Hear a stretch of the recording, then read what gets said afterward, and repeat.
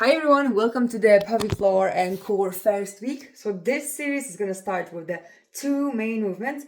Some of you might already seen them, some of you might not, because we haven't uploaded all the videos yet on YouTube, but that's going to be coming, so don't worry.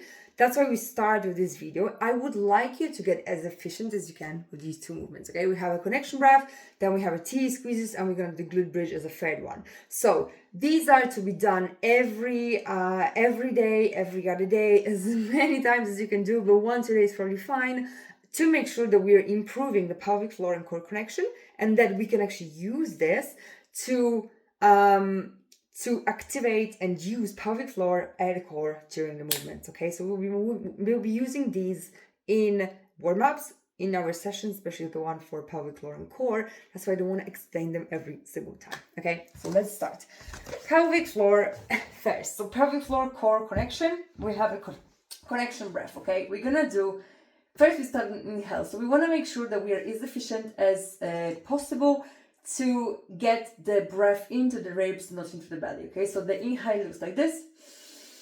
We draw the air to the rib cage, and then with an exhale, we exhale or just get rid of all the air that is in the lungs. Okay, now looking at the core and pelvic floor connection, we're going to do inhale.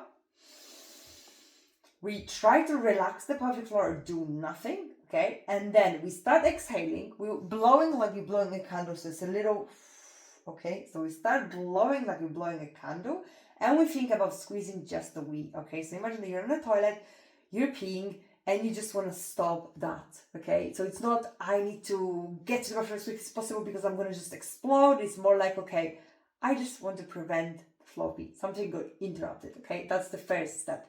Second step to that connection breath is going to be squeezing the whole like pee and gas. So imagining now that really we are rushing to the toilet and we need to squeeze everything. Third step of that connection breath is going to be pulling the pelvic floor up towards the ribs. The most difficult to feel, but I would like you to imagine this, okay? We try to do this without using the bum and the leg muscles. So everything there is just loose, but we would be working only on the pelvic floor, okay? And then the last, once you start pulling the pelvic floor up, where you're just kind of sucking it inwards, you're supposed to feel tightening of your abdominal muscles. So that's the ab kind of connection bit, okay? Now, I'm just going to walk you through this because we want to do all these while we're exhaling, okay? So it's going to be like this. So we inhale the ribs, then we start exhaling. We squeeze the pelvic floor, we squeeze, we gas, we pull it up, we add the core in. Now we inhale again, we release everything, exhale, we gas, pull the pelvic floor up, add the belly, and hold. And that's the full connection breath. If you don't feel this, you feel a weird movement, etc., you can put the ball or a pillow in between your knees and then do this while exhaling. You start squeezing the ball, and that squeezing of the ball is going to help you squeeze the pelvic floor. Again, I know we shouldn't be really using other muscles, but it's important that you feel whatever you feel. When the pelvic floor is weak, that's okay. Okay, so if you feel the movement without the ball, you don't use the ball. If you don't, use the ball. And then the next one is going to be connection breath hold. So we're going to do this thing, which is inhale the ribs, we exhale, we squeeze, we gas, we pull the pelvic floor up, we add the core, and we hold for 5 seconds. So we go 5, 4, 3, 2, 1. We exhale while doing this, or we hold the breath, and then we inhale, we release everything. Okay, we have 5 times, 5 seconds hold the connection breath, and then we're moving into the TA, which is transverse abdominal squeezes. So this time we go inhale to the ribs, we exhale, we blow like we're blowing a candle, we squeeze the pelvic floor, so we gas. Okay, then we add a sound, we tilt the pelvis, attach the back to the floor, and then we think about sucking the belly in towards the spine or pushing the back as much as you can while engaging those abs inwards, okay?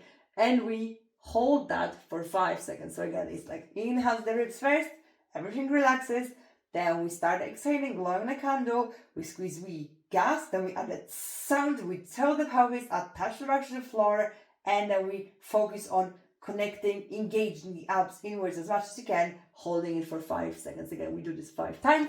Then with the bridge, we do both core and the pelvic floor. So basically, bridge is going to look like this, maybe something different that you are actually used to. So We're going to inhale the ribs.